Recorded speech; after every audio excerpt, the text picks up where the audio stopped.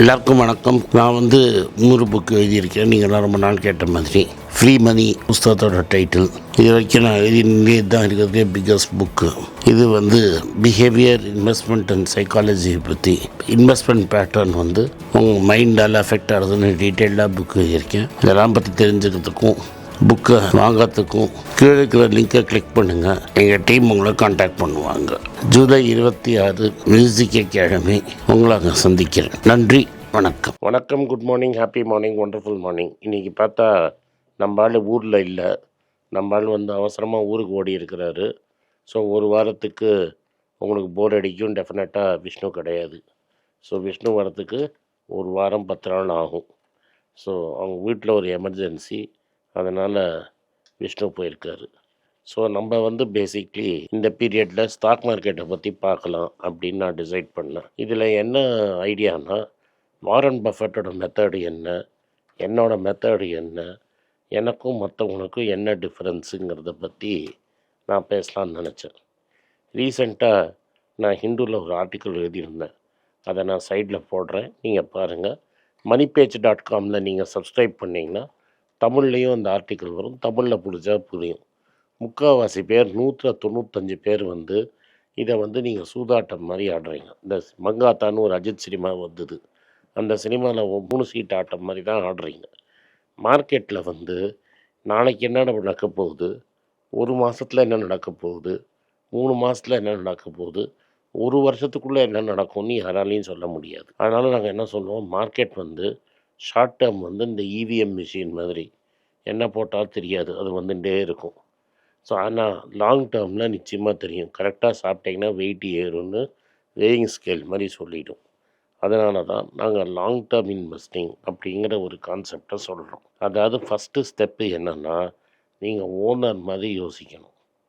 நம்ம என்ன நினைக்கிறோன்னா, ஒரு ஸ்டாக்கை வாங்கினோன்னா புரோக்கர் ஃபோன் பண்ணி சொன்னோன்னா, ஆஹா இன்றைக்கி ஒரு ஷார்ட் டேர்ம் கிராட்டிஃபிகேஷன், அந்த சாக்லேட்டை இன்றைக்கி சாப்பிட்ணுங்கிறதுக்காக நீங்கள் போகிறீங்க.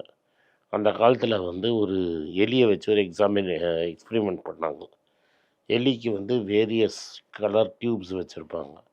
அந்த மேஸ் மாதிரி ஒன்று வச்சுருப்பாங்க. அந்த மேஸுக்குள்ளால் போய் அந்த பட்டன் அமுக்கினா அதுக்கு ஒரு டோப்பமைன் கிக்கு கிடைக்கும். அதுக்கு கூடிய சீக்கிரம் ஃபாஸ்ட்டாக ஓடி போய் திரும்பி திரும்பி அந்த இதை தொடும். நம்ம ஆப்ஷன்ஸ் விளையாடுறது, டெரிவேட்டிவ்ஸில் விளையாடுறது எல்லாமே அது மாதிரி. உங்களுக்கு ஒரு சரண்டர் லாட்ரிலாம் பேன் பண்ணிட்டாங்க இந்த ஊரில். அதனால் நீங்கள் என்ன பண்ணணுன்னு நினைக்கிறேன், ஹியூமன் இன்ஸ்டிங்க்ட் ஒரு உருட்டி பார்க்குறது, டைஸை உருட்டி பார்த்து காசு கிடச்சா நம்மளுக்கு நல்லது அப்படின்னு பேராசைக்காக ஊட்டுறது. நீங்கள் இது மாதிரி பேராசைக்கு உருட்டினீங்கன்னா ஸ்டாக் மார்க்கெட்டும் சரி, எந்த இன்வெஸ்ட்மெண்ட்லேயும் காசு பண்ண முடியாது. ஸோ இதை ஃபஸ்ட்டு கண்டுபிடிச்சவர் 125 வருஷத்துக்கு முன்னாடி பெஞ்சமின் கிரஹாம் அப்படிங்கிறவர். இந்த பெஞ்சமின் கிரஹாமோட சீடர் தான் நம்ம வாரன் பஃபெட். இதை வேறு லெவலுக்கு மேத்தமெட்டிக்கலாக எடுத்துகிட்டு போயிட்டார் வாரன் பஃபெட்டு. ஸோ தட் நம்மளால் இதை பக்காவாக குவான்டிஃபை பண்ண முடியாது. அதனால் அவர் என்ன சொல்கிறாருன்னா, நீங்கள் இப்போ ஒரு டீ கடை, நான் ஒரு டீ கடை ஆரம்பிக்கிறேன்னு வைங்க. இன்றைக்கி டீ கடை வச்சு நீங்கள் பூஜை கீஜெல்லாம் பண்ணி ஜண்டாம்லாம் வச்சு டான்ஸ் ஆடி டீ கடையை திறந்துருச்சு. நாளைக்கே அந்த டீ கடை லாபம் வரும். அந்த டீ கடையில் நான் 5 லட்ச ரூபா போட்டு ஒரு டீ கடை ஆரம்பிச்சிருப்பேன். 1 லட்ச ரூபா அட்வான்ஸு, சாமான், கேஸு, மாஸ்டர், லைட்டு இதெல்லாம் போட்டு எல்லாம் போட்டு ஆரம்பிச்சிருக்கேன்னு வச்சுக்கோங்க. முதல் நாளைக்கு கூட்டம் வரும், 2வது நாளைக்கு கூட்டம் வரும், அதுக்கப்புறம் டீயோட குவாலிட்டி பார்த்து தான் கூட்டம் வரும். ஆனால் நான் என்ன நினைப்பேன்னா, இன்றைக்கி நான் 5 லட்ச ரூபா காசு போட்டேன்னா 3 மாதத்தில் அது 10 லட்ச ரூபா ஆகுமானா ஆகாது. இந்த 5 லட்ச ரூபாவை நான் போட்டு டீயை நல்லா போட்டு கொடுத்து பல பேருக்கு அட்வர்டைஸ்மெண்ட் பண்ணி அதுலேருந்து வர லாபத்தை எடுத்தேன்னா மாதம் எனக்கு 25,000 30,000 லாபம் வரும். ஒரு வருஷத்தில் நான் ஒரு 2 லட்ச ரூபா 2.5 லட்ச ரூபா எடுப்பேன். அதில் என் சம்பளம் போய் மீதி தான் எனக்கு லாபம். இப்படி தான் நீங்கள் யோசிப்பீங்கல்ல. ஒரு கடையை ஆரம்பிச்சேன்னா உங்களோட சம்பளம் எவ்வளோ, லாபம் எவ்வளோ, டோட்டலாக டேர்ன் ஓவர் எவ்வளோ ஆகுது, இதெல்லாம் கணக்கு போட்டு தான் பண்ணுவீங்க. ஆனால் நீங்கள் ஸ்டாக்குன்னு ஒன்று வாங்கினோன்னா மட்டும் நாளைக்கே காசு வருமா, நாளைக்கு காசு வருமா அப்படின்னு பார்க்குறீங்க. இது நடக்காது. இது மாதிரி போனால் இது சுரண்டல் லாட்ரி கேம். ஒரு கம்பெனியில் நீங்கள் பணம் போடுறதுங்கிறது அந்த கம்பெனியில் நீங்கள் பார்ட்னர் ஆகுது. நீங்கள் ஒரு ஷேர் வாங்கினாலும் பார்ட்னர் தான். 1,00,00,000 ஷேர் இருக்கிறச்சு நீங்கள் ஒரு ஷேர் வாங்கினாலும் பார்ட்னரு. நீங்கள் இப்போ 1,00,000 ஷேர் வாங்கினாலும் பார்ட்னர். ஒரு ஷேர் வாங்கினவனுக்கு எவ்வளோ ரைட்ஸ் இருக்கோ அதே அமௌண்ட் ஆஃப் ஷேர்ஸ் 1,00,000 ஷேர் வாங்குறதுக்கு இருக்குது. 26 லட்சத்தை தாண்டின அப்புறம் தான் 1,00,00,000 ஷேர் 100 ஷேர்ஸில் 26 லட்சம் ஷேர் எனக்கு வந்தால் தான் நான் ஒரு ஸ்பெஷல் ரெசல்யூஷனே பேக் பண்ண முடியும்.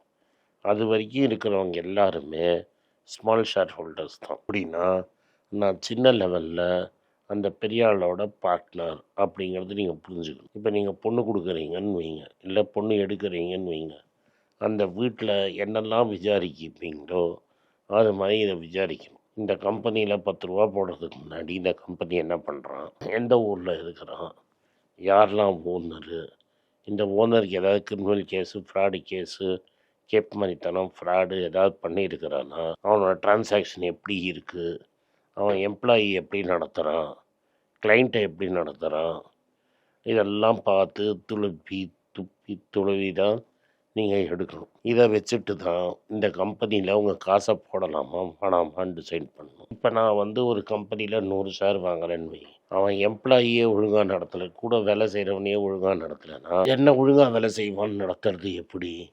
நிச்சயமாக என்னை ஒழுங்காக வேலை செய்ய மாட்டான். அது மாதிரி அவனோட சப்ளையருக்கு பேமெண்ட் ஒழுங்காக கொடுக்குறானான்னு பார்க்கணும். சப்ளையருங்கிறவன் தான் மெயின் இம்பார்ட்டண்ட்டான ஆள். அவன் தான் ஒரு பிஸ்னஸில் உனக்கு இன்புட் மெட்டீரியலுக்கு காசு கொடுக்குறான். அந்த இன்புட் மெட்டீரியல் காசு கொடுக்குறவனை எப்படி நடத்துகிறான் அப்படிங்கிறத நம்ம தெளிவாக பார்க்கணும். அவனையே நீங்கள் ஒழுங்காக நடத்தலைன்னா ஒன்றை ஒழுங்காக நடத்துவேன். நம்ம சில்லற கை. இப்போ ஜாம்நகரில் பெரிய ரிலையன்ஸ் ஃபேக்ட்ரி வச்சுருக்கிறாரு. நீங்கள் ரிலையன்ஸ் 100 ஷேர் இருக்கிறீங்கன்னா நீங்கள் 100 ஷேர் வச்சு ஒரு பார்ட் ஓனராக இருந்தாலும் உள்ளுக்குள்ளேயே உள்ளே விட மாட்டான். நீங்கள் இவன் எப்படி நடத்துகிறான், எப்படி கம்பெனி ஒழுங்காக நடத்துகிறதா என்ன ஏதுன்னு பார்க்கணுமே தவிர நீங்கள் கம்பெனியை நடத்துகிறான், பிஸ்னஸ் எப்படி நடத்துகிறான்னு பார்க்கணும். இப்போ நீங்கள் பார்த்தீங்கன்னா இந்த Jamnagar company Mumbai Indian cricket டீமை வச்சுருக்கான். இந்த மும்பை இந்தியன் கிரிக்கெட் டீம் கூட ரிலையன்ஸோட கம்பெனியோட ஓனர்ஷிப்பில் இருக்குது. இந்த அம்பானியோட தனி கம்பெனியில் கிடையாது. ஆனால் ஓனர்னு சொல்லிக்கிட்டு இப்போது 2 பையன் ஃப்ரெண்ட்ஸ் எல்லாம் சுற்றிக்கிட்டு ஸ்டேஜில் உட்காந்து டான்ஸ் ஆடிட்டு இருக்கிறான். ஆனால் நியாயமாக பார்த்தா அவன் ஓனர் கிடையாது. ஓனருங்கிறவன் ரிலையன்ஸில் ஷேர் ஹோல்டராக இருக்கிறவன் எல்லாமே அந்த கம்பெனியில் ஓனர். அப்படின்னா உங்கள் ஷேர் ஹோல்டரு லக்கி ட்ரா போட்டாது ஏதாவது 100 பேருக்கு டிக்கெட் தரானாலும் டிக்கெட்லாம் தரமாட்டான். அப்போது உங்களை எப்படி நடத்துகிறான்னு தெரியும்.